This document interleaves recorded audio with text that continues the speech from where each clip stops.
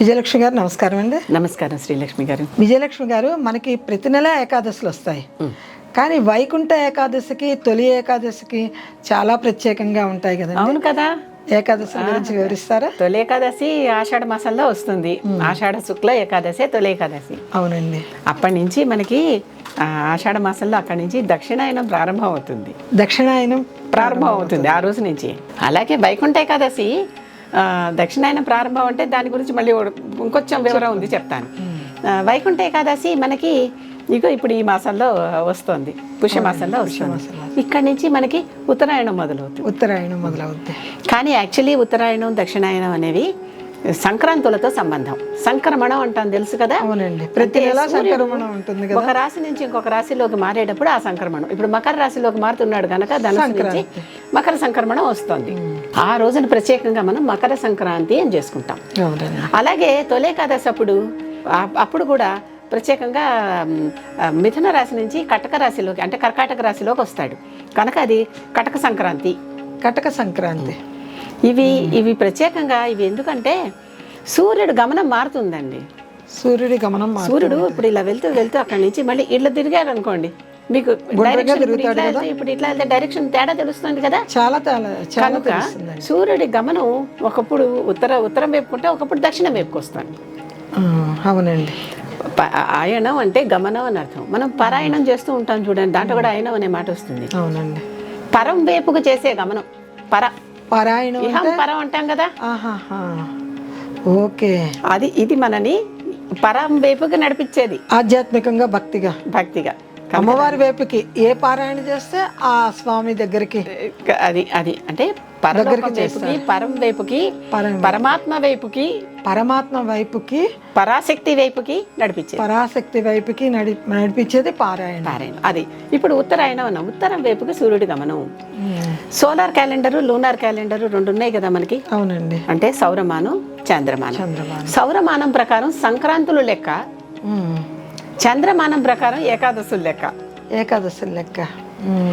చంద్రమానం పాటించే వాళ్ళకి వైకుంఠ ఏకాదశితో వచ్చేసింది. అవునండి. కానీ సౌరమానం పాటించే వాళ్ళకి అప్పుడు కానీ రాదు. అవునండి. మన లెక్కలు భగవంతుడు ఏకాదశి రోజు నాడు కిందకి దిగుతానంటున్నారు. అది ఏకాదశి ప్రత్యేకత గురించి వేరే చెప్పుకుందాం. ప్రస్తుతం మనం వైకుంఠ ఏకాదశి ఏంటి అనేది చెప్పుకుందాం. ఇక్కడ తొలి ఏకాదశి నాడు ఆయనేమో పడుకుంటాడు.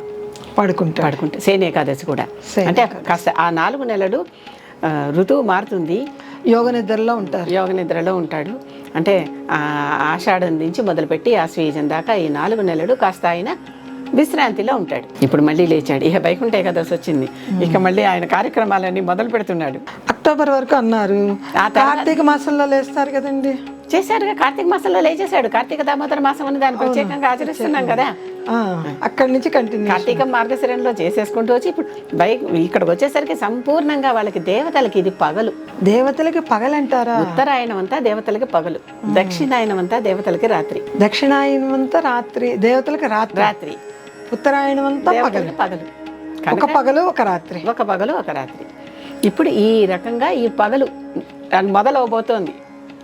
మొదలవబోతుంది అంటే రేపు వైకుంఠ, ఇప్పుడు ఒక క్యాలెండర్ ప్రకారం ఇప్పుడు మనకి కొంచెం తేడాలు కనిపిస్తున్నాయా మనకి? అవునండి. గణనలు మరి పైన సూర్యచంద్రుల గమనాన్ని బట్టి రాస్తున్నాం. అవును కదా, సిద్ధాంతులు కనుక లెక్కలు కట్టి ఏకాదశులు ఒకసారి, సంక్రాంతులు ఒకసారి. అవునండి. అవే కాకుండా గ్రెగరీ క్యాలెండర్ అని అనుకుంటాం కదా మనం. ఇప్పుడు మనం వాడుకునే ఆంగ్ల సంవత్సరాది క్యాలెండర్ గ్రెగరీ పెక్కని ఒక పోప్ గారు మనకి మనం ఇప్పుడు అందరం వాడుకునేటటువంటి జనవరి నుంచి డిసెంబర్ దాకా ఉన్న క్యాలెండర్ని ఇచ్చారు. అవునండి. ఓకే, ఈ క్యాలెండర్లో కూడా ఒకటి పెద్ద, అంటే సంవత్సరం అన్నిటికంటే longest day of the year longest day అంటే shortest day of the year అని ఉంటాయి. అంటే షార్టెస్ట్ డే ఎక్కడ ఉంటుంది, అక్కడ longest night. Night correct. Longest day of the year ఎప్పుడు వస్తుంది, అన్నిటికంటే పెద్ద రోజు జూన్ నెలలో వస్తుంది. జూన్ నెలలో అదే సుమారుగా ఈ తారీఖుల్లోనే 2-3 రోజులు అటు ఇటు ఉంటాయి, మహా అయితే వారం రోజుల తేడాలు. అంతే అంటారా? గ్రెగరీ క్యాలెండర్ కానీ, లూనార్ క్యాలెండర్ కానీ, సోలార్ క్యాలెండర్ కానీ సుమారుగా కొద్ది తేడాల్లో అన్నీ అక్కడే కూర్చుంటున్నాయి. డేట్లు కూడా ఇంచుమించు జూన్ 21-22 తారీఖుల్లో వస్తూ ఉంటుంది longest day of the year. అదే longest night of the year మొన్ననే డిసెంబర్ 22వ తారీఖు అయిపోయింది. అది కూడా డిసెంబర్ 21-22, కొంచెం ఆ 2 తారీఖుల్లోనే.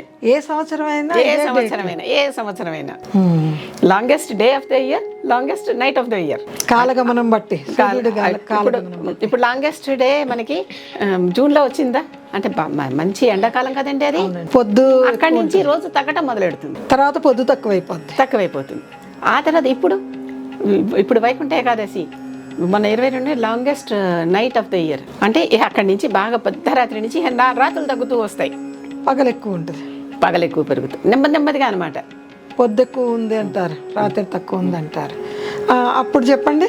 కనుక అప్పుడేమవుతుంది, దేవతలకి నైట్ అయిపోయి పగలు రావడం మొదలెట్టింది, తెల్లారింది మొదలు పెడుతున్నది. అలాగే ఇక్కడేమో రాత్రులు అయిపోయి పగలు రావడం మొదలెడుతోంది.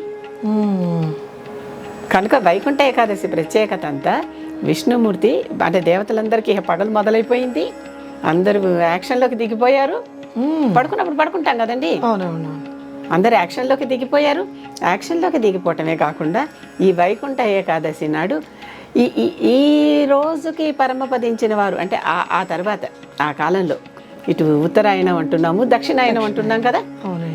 అంటే ఇవన్నీ ఉత్తరం వైపుకి సూర్యగమనం, ఉత్తరం వైపుకి చంద్రగమనం, అలాగే దక్షిణం వైపుకి సూర్యగమనం, చంద్రగమనం. చంద్రమానం ప్రకారం ఇవి, సూర్యమానం ప్రకారం సంక్రాంతులు, చంద్రమానం ప్రకారం ఏకాదశులు.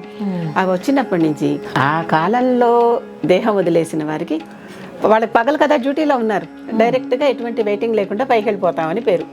ఎంత అదృష్టం అండి. అందుకనే కదా భీష్మ పితామహుడు వేచి చూసింది ఉత్తరాయణం కోసం. ఆ వేచి చూసేది అక్కడెక్కడో ఎందుకు వేచి చూడాలి, ఇక్కడ వేచి చూస్తాను అనుకున్నాడు. నిజమే కదా, నిజమండి. అక్కడ వేచి చూడటం ఎందుకు, ఇక్కడ వేచి చూద్దాం అనుకున్నాడు. ఉత్తరాయణం వచ్చే వరకు వేచి చూశాడు. చూసి అది రాగానే, ఎందుకంటే ఇంకా అక్కడ వెయిటింగ్ లేదు, అక్కడ డైరెక్ట్ ఎంట్రీ. ఇంకేమిటి ఇప్పుడు వేరే కాలంలో వెళ్ళే వాళ్ళకి మరి ఏం చేయాలంటే అక్కడ వాళ్ళకు వెయిటింగ్ హాల్ ఉంటుంది, అక్కడ కూర్చోవాలి. రైల్వే స్టేషన్లో వెయిటింగ్ హాల్ లాగా అక్కడ కూర్చొని ఉంటారు, ఆ తర్వాత వెళ్తారు. వైకుంఠ ఏకాదశి ప్రత్యేకత అది. అందుకనే ఉత్తర ద్వార దర్శనం అని చేయిస్తారు. ఉత్తర ద్వార దర్శనం ఎందుకంటే ఉత్తరం వైపు వెళ్తున్నాడు ఆయన, అటు వెళ్తే అటు కనిపిస్తాడు. అందుకనే ఉత్తర ద్వారాలు తెరుస్తారంట. ఆ సమయానికి ఉత్తర ద్వారాలు తెరిచే కారణం అది. సైంటిఫిక్ గా ఎంత రీజన్ చెప్పారండి. ఎన్ని చూసినా క్యాలెండర్ చుట్టుపక్కల ఇవన్నీ తిరుగుతూ ఉంటాయండి. అసలు ఈ రీజన్ ఇంతవరకు వినలేదండి నేను.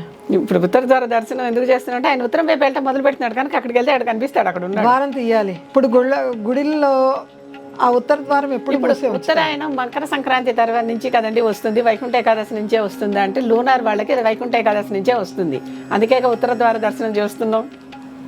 నిజమేనండి. కనుక ఎటు చెప్పినా కొద్దిగా పంచాంగానికి కొంచెం తేడా ఉన్నట్టే సూర్యగమనానికి చంద్రగమనానికి కొంచెం తేడా ఉంటుంది. కనుక ఇవన్నీ కొద్ది తేడాల్లో అన్నీ వస్తూ ఉంటాయి.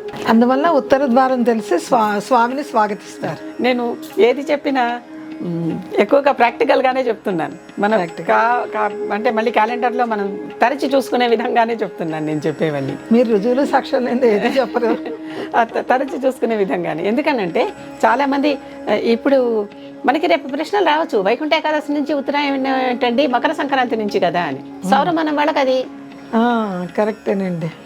మనకి న్యూ ఇయర్ ఎప్పుడు వస్తుందో ఇంకోళ్ళకి ఇంకో న్యూ ఇయర్ ఇంకోసారి వస్తుంది కదా. అవును, తమిళలో వాళ్ళకి వేరు రావట్లేదు కదా. ఆంధ్ర ప్రాంతంలో ఉగాది ఒక రకంగా ఉంటుంది, తమిళకి ఒక రకంగా ఉంటుంది, ఇంకొకళ్ళకి ఇంకొక రకంగా. ఖచ్చితంగా అలానే మన ఉత్తర ద్వారం సంక్రాంతి కూడా అలానే ఉత్తరాయణం సంక్రాంతి కాదు, ఉత్తరాయణం కానీ దక్షిణాయనం కానీ ఇవి రెండు మన వాళ్ళు ఎటు నడిస్తే. మీ నోటి నుంచి వచ్చేవన్నీ ఆణిముచ్చాలే, అందులో తప్పులేరు. వెతుకుతానికి ఎవరికి ఏమి సాధ్యపడదు. ఒకవేళ తప్పులు వెతికినా వాటికి కూడా మీరు సమాధానం చెప్పే శక్తి మీకుంది. వాళ్ళకి తెలియదు కాబట్టి తప్పు వెతుకుతారు, ఇంకా నెక్స్ట్ ఏమిటన్నది తెలియదు. కానీ దానికి కూడా మీరు చెప్పగలిగే సమర్థులు మీరు. ఎందుకంటే ఇప్పుడు మన కంటికి అదనకుండా చెప్పండి మేము నవరత్నాలు ఆణిముత్యాలు అన్నీ వేరుకొని మా కొంగును ముడేసుకుంటామండి. చెప్పండి, అన్ని కొంగును ముడేసుకుంటాం. ఇచ్చిన పైవాడు ఇచ్చినది అంతే, మనదేమి లేదు. చాలా సంతోషం అండి, చాలా బాగా చెప్తారండి.